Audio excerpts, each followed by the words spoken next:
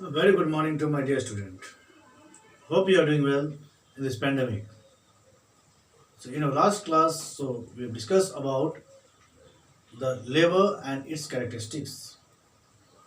Okay, in our today's class, we will be discussing about the division of labor, types of labor, its advantages, as well as its disadvantages. We will be discussing. So let us begin our syllabus today. Whatever we are going to teach. So see here, what is division of labor? As the topic says, division of labor. Okay, the work is divided among the people. Division of labor. Okay, a particular work is divided among the people. Okay, it is also called as process-based division of labor. Division of labor, because the process which is required here The process which is required here to produce the commodity is divided among the members. One product is not produced completely by one single labor. One product is divided among the different labor who are specialized in that task through proper knowledge, in specialized knowledge. Okay, so these laborers, they are well trained in that particular field. The labor, those who are well trained in that particular field, they are assigned the work to produce that product only. So after producing different product, the product is brought in one place and they are assembled and a complete product is made. Okay, take the example of a car. So manufacturing of a car. One single car can't be manufactured by one single people. One single car can't be manufactured by one single people. So these cars are made by different workers. Somebody is feed the nut and bolts, somebody feed the seats, somebody paint, someone fixes the doors and windows and all. So the works are assigned to the different people, and at the last everything is assembled. Yes, so this is what we say as division of labor. Okay, this is what we say as division of labor. As the book says here, what is the definition in a book? In a book, the definition says division of labor refers to the method of organizing production. Organizing production, where the work required to produce a product. Organizing production, where the work required to produce a product. Okay, where the work which is required to produce a product is divided among, okay, into different specialized tasks. Divided into different specialized tasks with different workers specializing in each task. Okay, specializing in each task. Those who are specialized, as I told you earlier, those who are specialized by well trained, okay, they are assigned that type of work only. If they don't know the work, then they are not assigned that kind of work. Okay, this is what we say as a division of labor. Okay, the production of the product. Okay, this here the process is divided among different workers, those who are specialized in that task. It is called a division of labor. So there are two types of division of labor, that is simple division of labor and complex division of labor. So what is simple division of labor? Simple division of labor. Simple division of labor are the labor those who produce just a single product. Okay, they produce just a single product. Here the works are not divided among the people, among the different labor. Here the work is assigned to one particular person only, and the particular person only that it complete all the work, all the task. Like the group of family members are there. One family member will produce the cloth, as the example in a book. One family member will produce the shoes. Other can do embroidery work, and so on, different kind of works. So the works are not divided among the people. Okay, and outsiders are also not welcome in simple division of labor, because the work are very very less as compared to complex division of labor. Okay, so this is what simple division of labor. And when we say about complex division of labor, in complex division of labor, the work is divided among specialized trainer, okay, or specialized labor. Specialized labor. So it is also termed as process-based division of labor. Process-based division of labor, because to produce one product, a process is required. Like I gave the example of the car. Okay, I give the example of the car. So a process is required. Okay, from fixing of tires to the body structure, painting and all, everything. A process comes through. A step comes through. One single person can't handle everything. Okay, so a process is required. So this is complex division of labor is termed as process-based division of labor. Here the works are assigned to the specialized worker. Okay, they produce that particular product only, particular commodity only. Okay, they will not jump to other commodity. Whatever work is assigned to them, okay, they will produce that product only, because they are specialized in producing that product only, and they have received the training in producing that product only. Okay, so this is what it is termed as complex division of labor. So you can say, thus in a complex division of labor, each worker specializes in one task only. As I have told, the workers are specialized in one task only. They are not assigned more than one task. If they will be assigned more than one task, then they will become puzzled. They will become puzzled, and they can't do their work smoothly.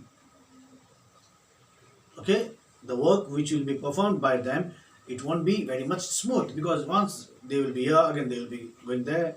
Okay, so they are assigned one work only. Be perfect in one work, and they become perfect in producing one work only. Okay, so this is what complex. So now we will study about the advantages. What are the advantages of division of labor? Let us see what are the advantages. Okay, use of individual ability. So through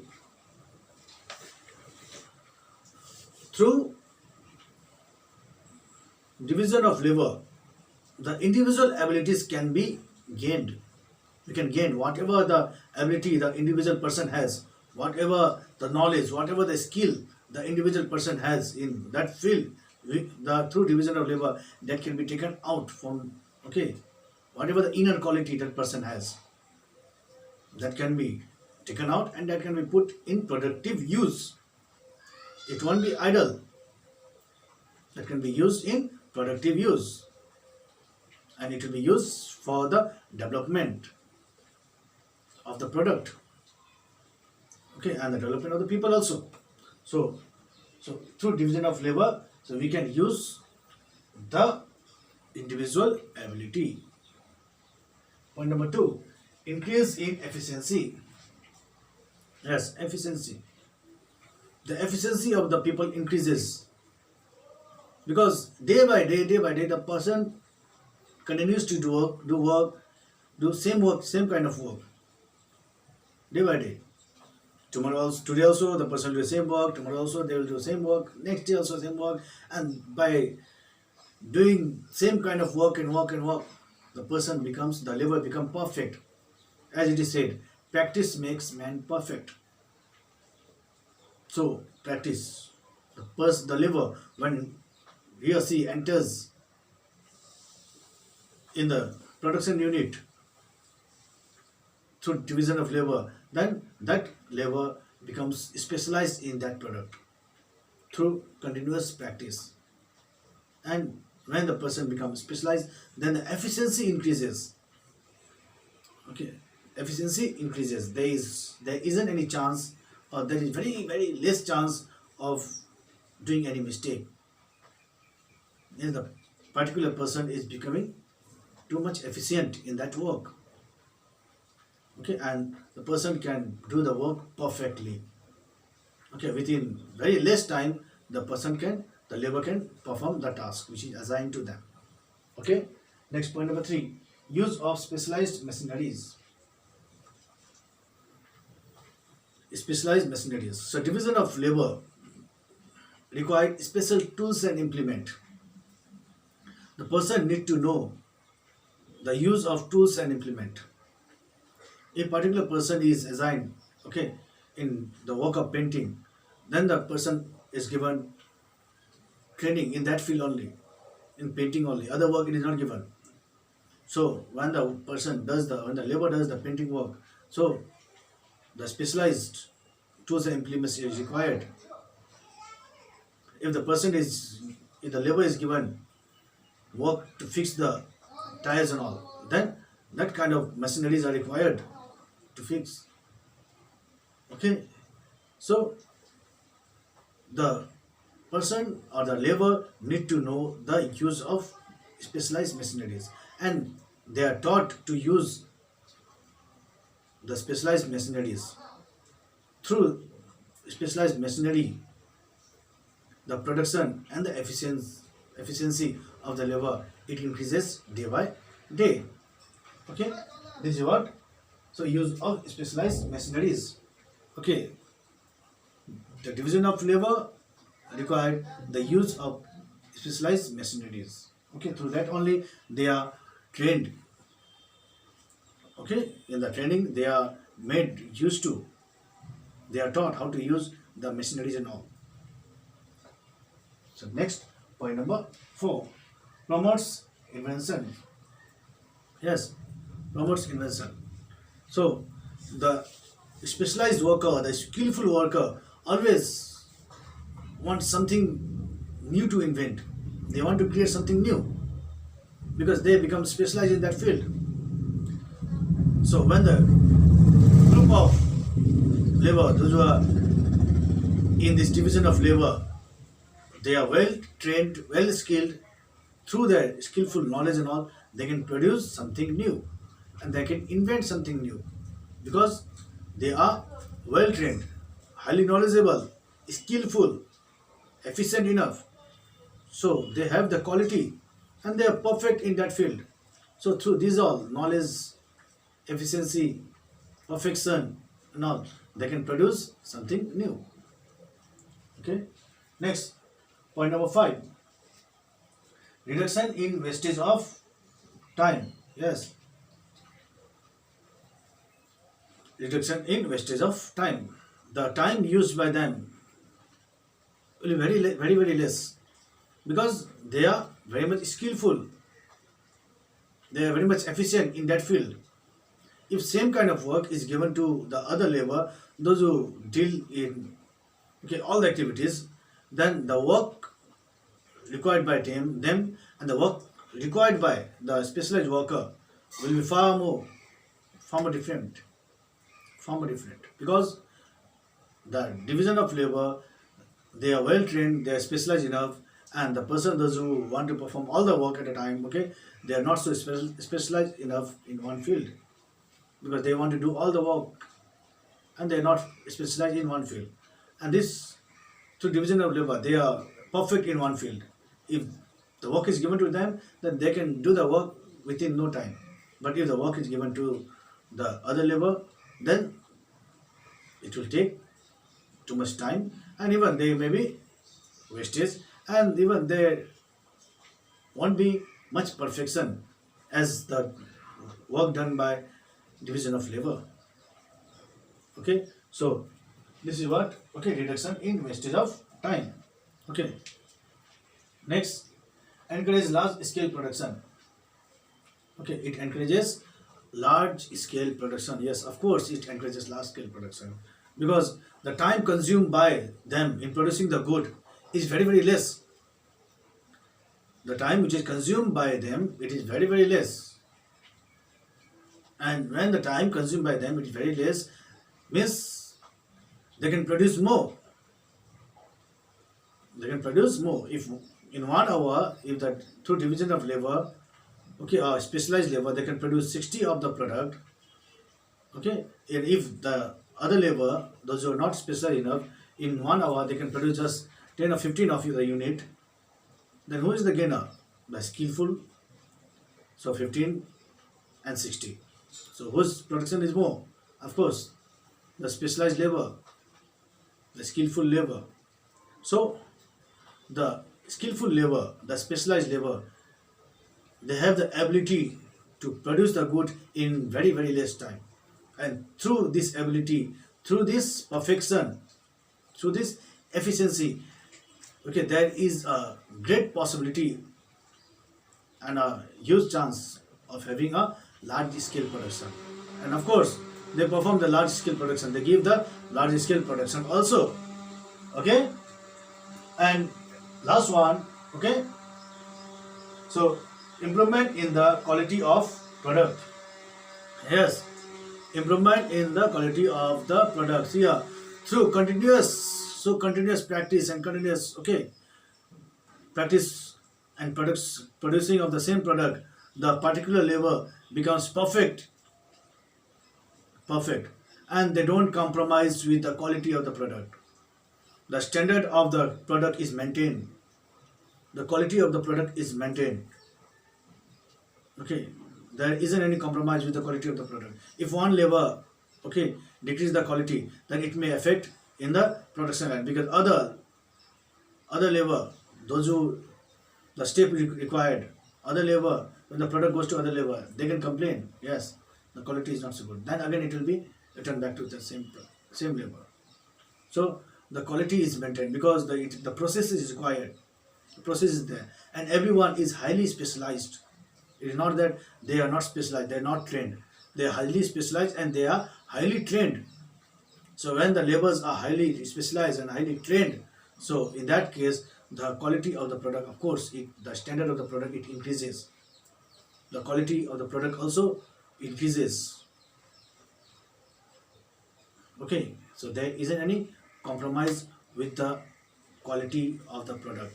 The quality of the product is well maintained, the standard is maintained, okay, so that the complete consumer satisfaction can be given, so that no complaint comes from the consumer.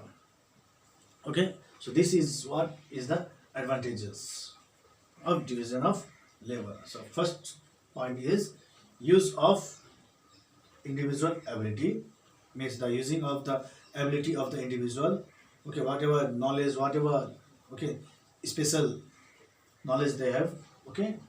Increase in efficiency through division of labor, the efficiency of the labor can be increased, okay, whatever knowledge they have, whatever efficiency they have, it can be increased higher. Use of specialized machinery, okay, through training and all, okay, the labor are made used to use of machineries, use of latest machineries, so that the efficiency as well as the production can be increased and they can be made perfect.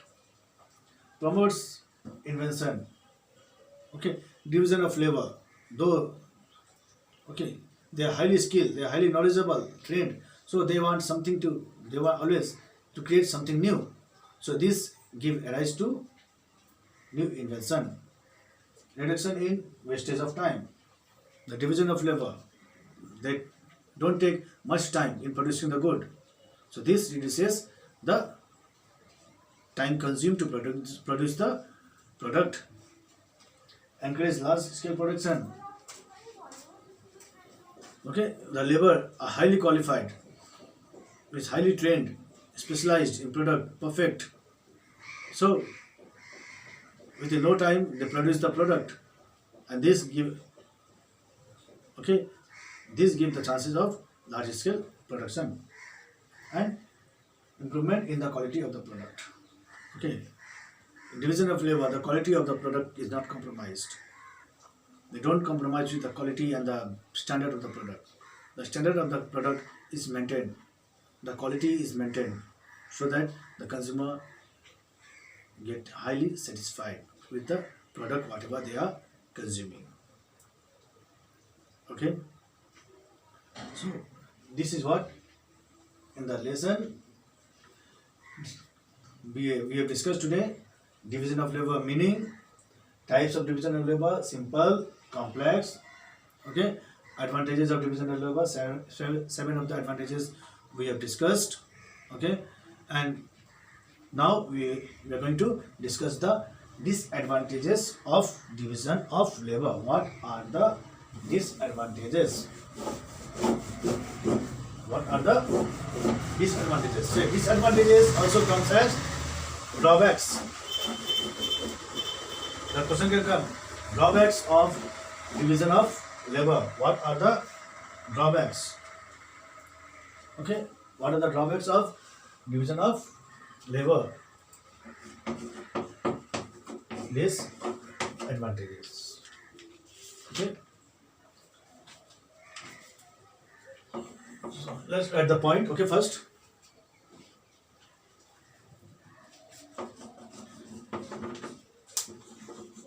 Monotonous job. It is a monotonous job. Okay. Means the workers deal in just one kind of product only, manufacturing one kind of product. Next, retards. It is in a book. You can see retards development of workers' personality.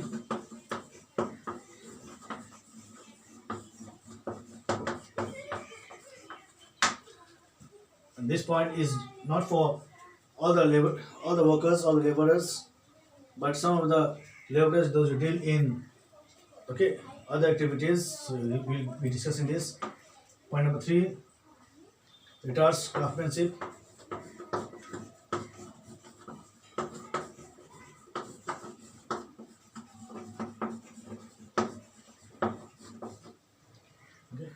Point number 4,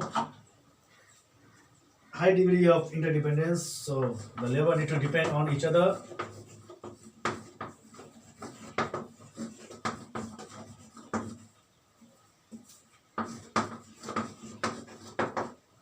High degree of interdependence. Point number 5,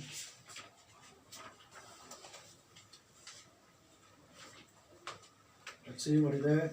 Lack of motivation.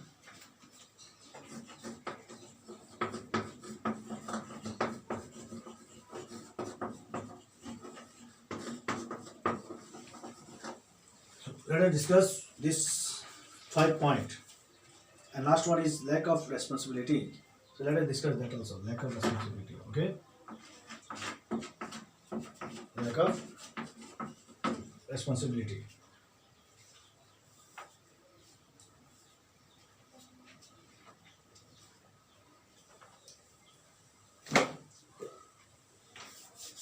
See here, monotonous job. Like in a book with the starting only with this heading, okay, monotonous job, it is given like too much sun is not good. Too much sun, it is not good. Okay, for your health. Skin burn will be there. Okay, and you may suffer from different kind of disease also. Similar way, too much division of labor is not so healthy.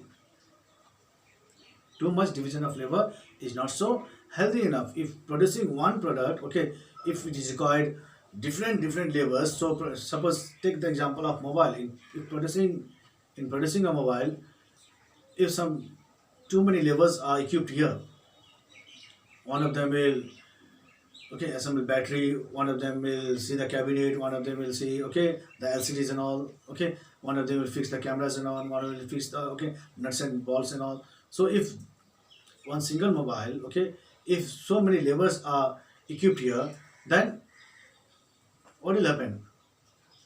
Then there is a chances of decrease in the quality of the product, as well as there may be a chances of any malfunction of the good. Any chances will be there. So one worker can do nice work, other worker may make the defect in wiring system and all. Who sees? Because here one person is specialized in one product only. other person don't know the work of other person. Person A will fix the, okay, the wiring system and all. Person B will fix the seats and all. Take the example of the car. Person B will fix the seat and all. So person A, whatever wire the person A has fixed, person B don't know. If the person A does any mistake, okay, then B don't know anything about the wiring system. So there can be a defect. After manufacturing the car, full car, if the consumer take the car, then what will happen? Then the consumer can complain, yes, the defect is there. Then who does the defect? Anyone don't know. Okay? Nobody knows who does the defect. So all the hard work which is performed by the workers, it goes in vain. So too much division of labor is not so healthy. In point 1 it is said here. Okay? Next, retards development of workers' personality. The workers, personality of the workers, it decreased. Okay, it decreases. How it decreases? Like see here, the workers, those who are indulged in packing the goods, those who are indulged in packing the goods and carrying the goods and all. Okay, so they are limited with that task only. They are not assigned other tasks. Means the development within themselves, it happens only. They could not progress more. So if they want some promotion with the job, can they be promoted? No, they can't be promoted because they don't know other work. They are limited with one single product, that is packing only. If they want more specialized job, if they want the promotion, okay, then it can't be, because for the promotion the person should know the work also, and through division of labor the person are limited with one task only. Other tasks are not assigned. If they don't know other tasks, then they can't perform other work. If they can't perform other work, then they won't be promoted. Okay, so this is what, okay, retards developments of workers' personality. Next, retards craftsmanship. Craftsmanship. See here, through division of labor, a worker cannot name the product as his own product, that he has crafted. He has manufactured the product by his own will, by his own knowledge, own skill. Because in one product, producing one product, there are many people who are indulged. Okay, if one product is manufactured and it became very extraordinary, very good, then the labor can't come and say that yes, it is made by me. A single labor can't claim that that particular product is his or her. So the craftsmanship is retarded here. They are demotivated. It goes down. Okay. Next, high degree of interdependence. High degree of interdependence. In division of labor, the workers are dependent upon other. Okay, the workers are dependent upon other, because through it comes by step. If one work is completed, then they are assigned to other work. So step number 1, step number 2, step number 3, 4, 5, 6, and as the product is, it goes on. Okay, depends upon the product, what is manufactured. So step 1, if step 1 is made, then step 2, it goes to step 2. If step 2 is made, it goes to step 3. So step 2, if step 2 is incomplete, then step 3 can't be done. Step 3 can't be done. And step 3 and further 4, 5, 6, they have to wait when that step 2 will be done.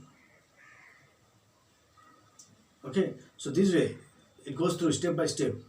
If one step goes in halt, then all the production unit goes in halt, because they are interdependent upon one another. Okay, they are interdependent upon one another. Okay, next, lack of motivation. Lack of motivation. The workers lack motivation. The workers lack motivation. How the workers lack motivation? Because they can't be encouraged.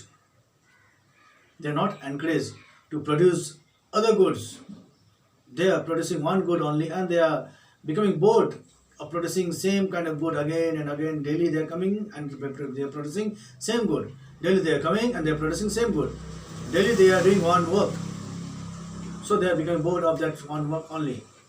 And the workers, they are not motivated to do other work. The motivational, whatever they have, it goes down.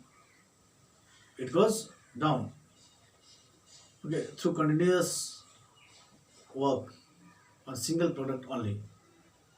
Okay, daily they come and they do one work. And the mind is set up, yes, they are going to do that work only. Because they are trained in that work only, and they don't know other work also. So automatically the motivational goes down. Okay, and if they want to shift to other job also, it can't be. And this way also the motivational, okay, goes down.